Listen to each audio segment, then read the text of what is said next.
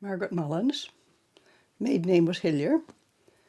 My ancestors are from Lameline and Fortune, Buren, St. John's, and these places, but I was born in Fortune and lived here until I was 16 when I went to university, and then came back after I was married, sometimes in the summertime and that. Came back here to live in 63 and left again in 78. Came back in 91. I've been here ever since. I was a teacher, and since I retired, I've been writing books, Well, I wrote the first one, as I was telling you, in 89. And then ever since I've been researching this one. I'm bringing up 5 children, so that's a full-time job. So this last fall I put out my CD. It was too big for a book. It's over 1,300 pages. On the families of fortune, from circa 1763 to 1900. And I've sold quite a lot of them, the CDs. People are quite interested. I feel it's a legacy I'm leaving, So, well, I used to come to Fortune. My mother was living here then. And I would come up, and I went to the United Church Manse in Fortune, Reverend Kane and his wife, and they were so good, and I copied and all the church records. And then I did them in St. John's at the archives but I wanted to get the originals first, And then afterwards I went to Harbour Breton, and Reverend Atkinson and his wife, they were also so good. And I photocopied there all the Harbour Breton records, stacks of them. And we had a storm, the lights went out. So she prepared a cold lunch for us, and just thunder and lightning, and my husband had to come back here because the basement window was leaking, and somebody called and said there could be, it was a bad storm, almost like Igor, but not quite as bad. Anyway, I'm deviating. And I spoke with Randy Sims there in the spring, I suppose. No, it was it was about a year ago, time goes, about my book.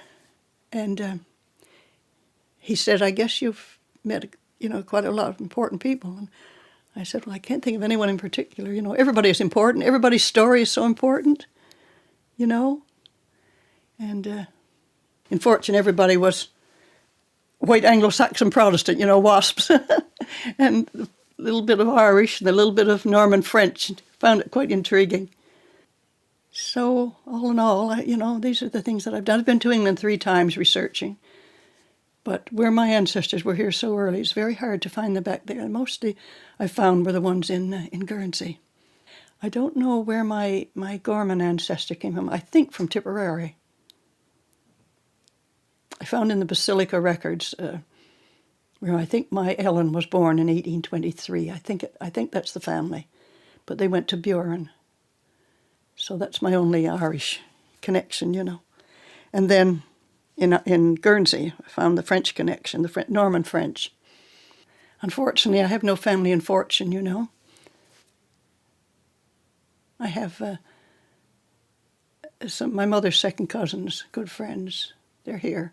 But I have no close family here. My 5 children are scattered.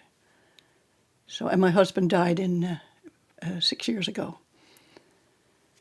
So I'm kept quite busy with all I'm doing.